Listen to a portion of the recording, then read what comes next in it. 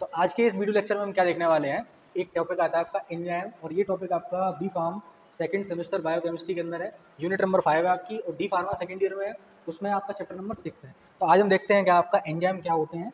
तो सिंपल सा आप ये समझो एंजाइम क्या होते हैं। एंजाइम आपके भी प्रोटीन के बने हुए सब्सटेंस हैं जो क्या करते हैं, किसी भी रिएक्शन की रेट को बूस्ट करा देते हैं या इंक्रीज कराते हैं। एंजाइम को हम क्या बोलते हैं, बायो कैटालिस्ट बोलते हैं। क्या बोलते हैं, बायो कैटालिस्ट। तो आप एक वर्ड ऐसे समझो एंजाइम क्या है आपके।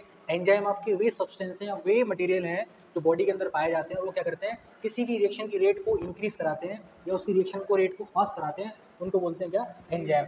जो एंजाइम वर्ड था सबसे पहले किसने यूज़ किया था, विलियम कॉलिन ने यूज़ किया था एंजाइम वर्ड को 1961 में। जो टर्म है हमारी एंजाइम, उसको यूज़ किया था विलियम कॉलिन ने सबसे पहले।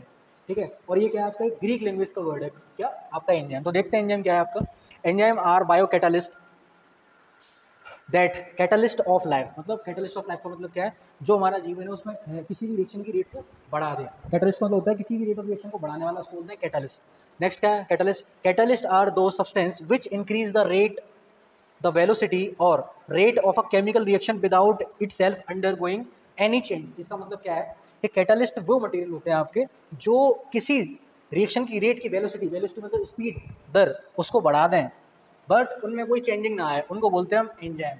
एंजाइम क्या थे हमारे, कैटालिस्ट थे। और कैटालिस्ट क्या थे, कैटालिस्ट आपके वे एजेंट हैं, वे सब्सटेंस है जो किसी भी रेट की रिएक्शन को बढ़ा रहे हैं, बूस्ट करा रहे हैं। ठीक है, तो नेक्स्ट क्या देखो, एंजाइम और प्रोटीन इन नेचर। एंजाइम क्या होते हैं, प्रोटीन इन नेचर होते हैं, प्रोटीन से मिलकर बने होते हैं। एक्सेप्शंस राइबोजाइम, राइबोजाइम को छोड़कर बाद बाकी के सारे आपके क्या हैं, सारे एंजाइम आपके प्रोटीन से मिलकर बने होते हैं। बात करते हैं ओल्ड टाइम की, तो ओल्ड टाइम में क्या होता था, आपकी जो एंजाइम थे दो प्रकार में बांटे गए थे, इंट्रासेलुलर और एक्स्ट्रासेलुलर।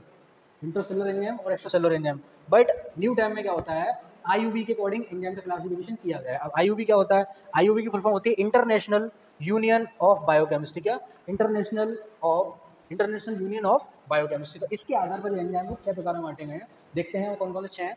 और जो लोग चैनल बने हो, लाइक शेयर सब्सक्राइब मेरे चैनल सिंगाजी फार्मेसी। वीडियो को पूरा अंत तक देखना है, इसके मत करना कोई पार्ट। देखो बेटा, the International Union of Biochemistry IUB appointed an enzyme commission 1961। 1961 में क्या हुआ, एक एंजाइम कमेटी थी, उसका अपॉइंट किया गया किसके थ्रू, आईयूबी के थ्रू। ठीक है, अब देखो करना क्या है, एंजाइम आईयूबी जो कमेटी थी आपकी, इन्होंने क्या किया, एंजाइम कमीशन का वो किया, कॉन्स्टिट्यूशन किया। और आफ्टर 8 क्या हुआ, जो आईयूबी कमेटी थी उन्होंने एक एंजाइम के लिए एक प्रिंसिपल बनाया, गाइडलाइन बनाई 1964 में। कितने में, 1964 में। तो वो देखो क्या है, वो गाइडलाइंस के अकॉर्डिंग क्या था, एंजाइम को 6 प्रकार में बांटा गया था। कितने में, 6 प्रकार में। पहला कौन सा आपका, ऑक्सीडोरेक्टेज एंजाइम। दूसरा क्या है, ट्रांसफरेज एंजाइम। तीसरा क्या है आपका, हेलो हाइड्रोलेज एंजाइम। चौथा क्या है, लाइजेज एंजाइम। पांचवा क्या है, आइसोमरेज एंजाइम। छठवां क्या है, लाइगेज एंजाइम। तो अब ये एंजाइम करते क्या क्या हम वो देखते हैं। तो पहला आपका जो ऑक्सीडोरेक्टेज एंजाइम वो क्या करता है, enzyme involve in the oxidation reduction reaction. मतलब ऐसा एंजाइम जो आपका ऑक्सीडेशन और रिडक्शन दोनों रिएक्शन में इन्वॉल्व होगा, उसको बोलते हैं ऑक्सीडेशन एंजाइम। एग्जांपल की बात करते हैं, एग्जांपल क्या है आपका, alcohol dehydrogenase amino acid oxidase. ये किसका एग्जांपल है आपका, ऑक्सीडोरेक्टेज का एग्जांपल है। थोड़ा पीछे कर लो। नेक्स्ट क्या है, ट्रांसफरेज। ट्रांसफरेज में क्या होगा आपका, enzyme that catalyst transfer of functional group. मतलब वो एंजाइम आपके जो किसी भी फंक्शनल ग्रुप को ट्रांसफर कराएंगे, उनको क्या बोलेंगे, ट्रांसफरेज एंजाइम। एग्जांपल की बात करते हैं, हेक्सोकाइनेज, ट्रांसअमीनेज एंड फॉस्फोराइलेज। ये कौन से एंजाइम है आपके, ट्रांसअमीनेज वाले एंजाइम है। तीसरे आते हैं आपके हाइड्रोलेज एंजाइम। हाइड्रोलेज एंजाइम क्या करेंगे, हाइड्रोलेज एंजाइम आपके वो एंजाइम होते हैं जो किसी भी रिएक्शन की हाइड्रोलिसिस रिएक्शन को बूस्ट कराएं, मतलब हाइड्रोलिसिस को प्रोसीड कराएं, जल्दी से कराएं। Catalysing hydrolysis of various compound, various compound का कराएंगे, हाइड्रोलिसिस कराएंगे। एंजाइम बात करते हैं, lipase, pepsin, urease, acid and alkaline phosphate. ठीक है, चौथा एंजाइम देखते हैं हम, लाइसिस। लाइसिस में क्या है आपका, एडिशन और removal of water, ammonia and carbon dioxide. मतलब ये वाले वो एंजाइम है आपके लाइसेज जो किसी भी रिएक्शन में या तो वाटर को रिमूव करा रहे होंगे या ऐड करा रहे होंगे, अमोनिया को रिमूव करा रहे होंगे, अमोनिया को ऐड करा रहे होंगे, कार्बन डाइऑक्साइड को रिमूव करा रहे होंगे, उनको ऐड करा रहे होंगे। थोड़ा पीछे से ले लो। एग्जाम्पल बात करते हैं, एल्डोज, फ्यूमरेज एंड हिस्टिडेज। ये इसके एग्जाम्पल है किसके, लाइसिस के। Like share my channel and video. पांचवा एंजाइम क्या है, आइसोमरेज। तो आइसोमराइजेशन रिएक्शन जो क्या करेंगे आपके, ये एंजाइम वो होंगे जो आइसोमराइजेशन रिएक्शन में इन्वॉल्व होंगे। एग्जांपल क्या है, triose phosphate isomerase, phospho hexo isomerase, ये इसके एग्जांपल है आपके। Next, ligase. लाइगेज क्या होते हैं, लाइगेज आपके वो वाले एंजाइम होते हैं जो किसी दो मॉलिक्यूल के बीच में बाइंड होते हैं, जुड़ते हैं। जैसे कार्बन कार्बन के बीच में जो जुड़ेगा, ठीक है, कार्बन सल्फर के बीच में जुड़ेगा, कार्बन ऑक्सीजन के बीच में जुड़ेगा, कार्बन नाइट्रोजन के बीच में जुड़ेगा, उसको क्या बोलेंगे, ligase enzyme, where two molecule are joint together and ATP is used. Example क्या है, glutamine synthetase, acetyl coenzyme synthetase, succinate coenzyme synthetase, ये इसके एग्जांपल हैं आपके। तो सबसे पहले जो वर्ड था विलियम कॉले ने इसको यूज़ किया था एंजाइम टर्म को, और एंजाइम क्या था आपका, एक केमिकल मॉलिक्यूल था। वो जो डेट बताई थी वो डेट आपकी ये थी आईयूबी कमीशन की 1961, ध्यान रखना और देखो पूरा वीडियो। काइनेटिक आपका टॉपिक था, तो उसमें उसको और देखते हैं enzyme kinetic mechanism of enzyme क्या है। तो काइनेटिक में तो क्या देखते हैं, तो काइनेटिक का मतलब क्या होता है, सिंपल सा, आपका जो एंजाइम है वो कितनी काइनेटिक प्रॉपर्टी के अकॉर्डिंग फ्लो कर रहा है, उस चीज़ को दिखाया था एंजाइम काइनेटिक में। तो क्या is the study of the rate of enzyme catalyse chemical reaction, ये जो केमिकल रिएक्शन हो रही है वो कितनी रेट के अकॉर्डिंग हो रही है, तो उस स्टडीज़ को बोलते हैं एंजाइम काइनेटिक। ठीक है, तो इसमें क्या होता है, आप बेसिकली दो चीज़ देखते हैं, दो साइंटिस्ट थे, उन्होंने अपने अपने लॉ दिए, एक ग्राफ बनाया उन्होंने, उस ग्राफ को आगे पढ़ेंगे हम। तो सबसे पहले आप इजीली में एक चीज़ समझो, जैसे सबसे पहले आपके पास कोई एंजाइम है और एक सबस्ट्रेट है, तो एंजाइम प्लस सबस्ट्रेट को मिला क्या बना आपका, एंजाइम सबस्ट्रेट कॉम्प्लेक्स बना। जैसे ही वो सबस्ट्रेट कॉम्प्लेक्स बन जाता है तो आपका एक एंजाइम और प्रोडक्ट में कन्वर्ट हो जाता है, इतना आपको ध्यान रखना है। दूसरा Km, इसको क्या बोलते हैं, Km क्या बोलते हैं, मैसल्स मेंटेन्स कांस्टेंट और brings handles constant is the given. जो आपका इसका फॉर्मूला है, ये देखो, ये आपका प्लॉट है, Michaelis plot and Lineweaver Burk plot. ठीक है, तो इस वाले का फॉर्मूला क्या लगा होगा, Km इक्वल टू, इसमें तीनों काइनेटिक देखा जाता है, Kr plus KCT plus Kf, मतलब Km इक्वल टू क्या है आपका, मैसल्स मेंटल प्लॉट कांस्टेंट है ये this equal to Kr plus K constant and Kf। अब यहाँ पे आपको एक जो मेन फॉर्मूला लिखना है वो क्या लिखोगे आप, V equal to V max substrate and Km plus substrate. Km क्या है आपका, मैसल्स मेंटल कांस्टेंट, ये ध्यान रहेगा, इसको नोट करना है, इसको नोट करना है। अब यहाँ पे V क्या है आपका, मेजर्ड वेलोसिटी, Vx क्या है आपका, मैक्सिमम वेलोसिटी, और S क्या है आपका, सबस्ट्रेट कंसंट्रेशन, और Km क्या है आपका, मैसल्स मेंटल कांस्टेंट है। अब यहाँ पे मेरा देखते हैं ग्राफ की तरफ, थोड़ा इसमें ग्राफ में देखो क्या देखते हैं हम, एक तरफ वेलोसिटी होती है और एक तरफ क्या होता है, सबस्ट्रेट की जो कंसंट्रेशन है वो होती है। तो वेलोसिटीज में क्या होता है, वी हाफ देखते हैं, वी हाफ, बट Km आपको कहाँ मिलेगा, Km जब मिलता है कि जब किसी कंसंट्रेशन पे आपका जो सबस्ट्रेट की कंसंट्रेशन थी उसमें जो वेलोसिटी एंजाइम की वी हाफ पॉइंट पे आई, उस पॉइंट को हम नोट डाउन करते हैं, वी हाफ ऐसे करके आपका ये क्या बनाएगा, कर्व लाइन बनाएगा, क्या मेंटल, जो आपका ये मेंटल वाला प्लॉट है इसमें जो लाइन जाएगी आपकी वो कर्व जाएगी, कर्व मतलब थोड़ा ऐसी घूमी हुई टाइप की। तो इस पॉइंट पे जो दोनों प्लान होंगे इसको हम बोलते हैं Km पॉइंट, यही आपको ग्राफ बना देना है इस वाले पॉइंट में। अब नेक्स्ट आते हैं दूसरे वाले के पास, लाइन वेवर बॉर्ग प्लॉट में। इसमें क्या करते हैं, थोड़ा आ जाएगा सर, आ जाएगा आप थोड़ा इस तरफ से, इसको क्या करते हैं, इसका जस्ट उल्टा कर दें, इस वाले इक्वेशन का जस्ट हम अपोजिट कर दें। देखो ये है आपका अपॉन में, इसको हम जस्ट उल्टा कर देंगे, 1 upon V equal to Km V upon V max into 1 upon substrate plus 1 upon V max. इसमें देखो सिंपल से क्या देखते हैं, आपको डिफरेंस क्या ध्यान रखना है कि इस वाली जो मेंटल वाला प्लॉट था इसमें कर्व लाइन बनेगी, और जो आपका दूसरा ये लाइन वेवर वर्क प्लॉट है इसमें क्या होगा, स्ट्रेट लाइन बनेगी, क्या बनेगी, स्ट्रेट लाइन बनेगी, और ये क्या बनेगा, अपनी एक्सिस से पहले बनती है, ये एक्सिस से आउट बनती है इस तरफ। देखो यहाँ क्या करेंगे, वी हाफ मैक्स, ऊपर क्या होगा, वी मैक्स होगा, और यहाँ से एक लाइन बना देते हैं हम, और ये क्या है, अपोजिट की साइड है, मतलब उल्टी तरफ है, तो क्या होगा, इसकी वैल्यू माइनस में है, -1 अपॉन Km। ठीक है, और यहाँ पे क्या है, +1 अपॉन सबस्ट्रेट, यहाँ पे भी सेम सबस्ट्रेट और वेलोसिटी दो चीज़ देखी जाती हैं। अब बात करते हैं कि वो कौन कौन से फैक्टर हैं जो किसी एंजाइम की एक्टिविटी को अफेक्ट करते हैं। जो लोग चैनल बनाए हो चैनल को सब्सक्राइब करना, एसएनजेपी फार्मेसी क्लासेस।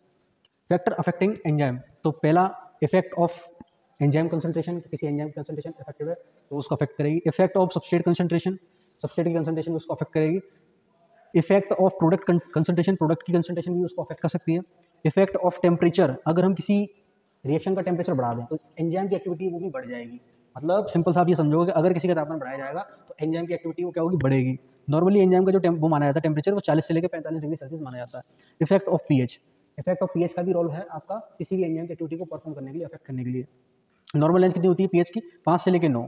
तो ये हो गया हमारा। अब आते हैं mechanism of enzyme action, enzyme का एक्शन है वो कैसे आपका मैकेनिज्म करता है। तो सिंपल सा आपको ध्यान रखना है, एक एंजाइम होता है, ठीक है, एंजाइम पे क्या होता है, आपकी एक्टिव साइट होती है, ये एक्टिव साइट है यहाँ की, ये क्या आपका एंजाइम है। यहाँ पे क्या होता है, एक सबस्ट्रेट होता है, एंजाइम पर क्या होगा, एक सबस्ट्रेट आके अटैच होता है। जैसे ही वो उस पर अटैच हो जाता है तो क्या बना लेता है, एक आपका एंजाइम सबस्ट्रेट कॉम्प्लेक्स बना लेता है। क्या बनाता है, एंजाइम सबस्ट्रेट कॉम्प्लेक्स। तो सिंपल सा एक स्ट्रक्चर ये बनाना है आपको, एक्टिव साइट वाला। यहाँ पे ये दिखाया जा रहा है कि किसी भी एंजाइम के पास एक्टिव साइट अवेलेबल होती है, प्रेजेंट होती है। तो इसको एक्सप्लेन करने के लिए दो साइंटिस्ट ने अपने एक लॉ दिए एक प्रकार का। पहले वाले में क्या था, लॉक एंड की मॉडल, दूसरे वाले में क्या था, इंड्यूस्ड फिट मॉडल। तो जो लॉक एंड की मॉडल था उसको ईमेल फिशर ने 1890 ईस्वी में दिया था, और जो आपका इंड्यूस्ड फिट मॉडल था इसको दिया था डी कोसलैंड 1966 में। तो अब इसको देखते हैं कि इसमें क्या है आपका, इसको थोड़ा जूम करो सर।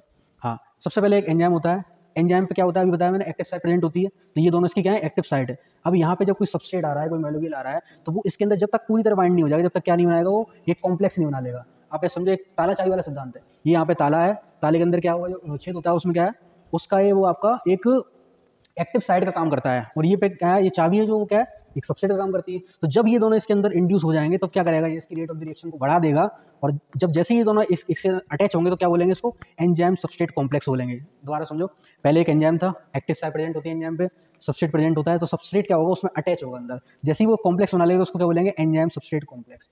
नेक्स्ट क्या आता है आपका, कि अब जैसे ही कॉम्प्लेक्स बना ली तो क्या ये अलग भी तो होगा आपका, तो एंजाइम अलग हो जाता है कब, जब वो अपना प्रोडक्ट बना चुका होता है या बना देता है तब। तो प्रोडक्ट देखो यहाँ से बन गया आपका, तो हम बोल देते हैं कि एंजाइम ने अपनी एक्टिविटी को परफॉर्म करा दिया। तो ये आपको नोट करना है, ऐसा बना देना है। और वीडियो बनाने में मेहनत लगती तो लाइक करना, जो कैमरे के पीछे शूट करते हैं उनको ज़्यादा दिक्कत होती है आगे देखो, एक लाइक तो बनता है रिकॉर्ड करने वाले के लिए। इंड्यूस फिट मॉडल में क्या होता है, इसको इस साइंटिस्ट ने दिया था, डी कॉसलैंड ने दिया था, 1966 में दिया था।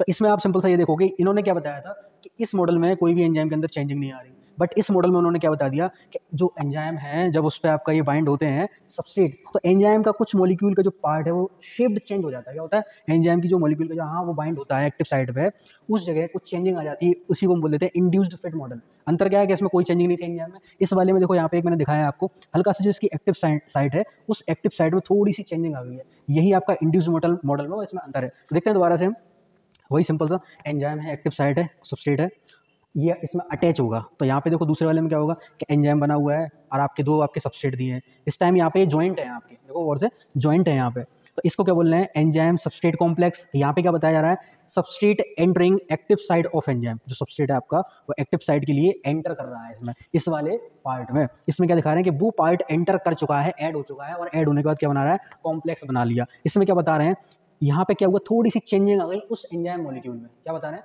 इसमें चेंजिंग आ गई। और इसमें क्या बताते हैं कि जो एंजाइम होता है वो एक अट्रैक्टिव साइट होता है, सबस्ट्रेट को अपनी ओर अट्रैक्ट करने वाला, और जब कोई चीज अट्रैक्ट हो रही है तो वहाँ पे क्या बता रहे हैं, उस साइट में कुछ चेंजिंग आ रही है, थोड़ी स्लाइटली चेंज आ रहा है। यहाँ पे लिखा भी है, enzyme change shape slightly as substrate bind, कि जैसे ही आपका सबस्ट्रेट बाइंड हो रहा है तो हल्का सा एंजाइम की जो साइट है वहाँ पे चेंजिंग आ रही है, इतना इसमें अंतर है इस वाले में।